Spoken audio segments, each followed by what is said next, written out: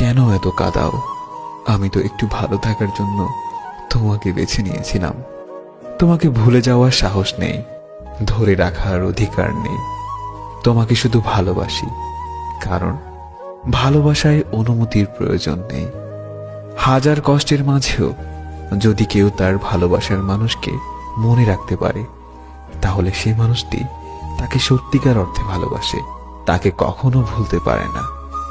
নিজেকে প্রমাণ করার জন্য সবসময় চিৎকার করার প্রয়োজন হয় না, কখনো কখনো চুপ থেকেও প্রমাণ করা যায়।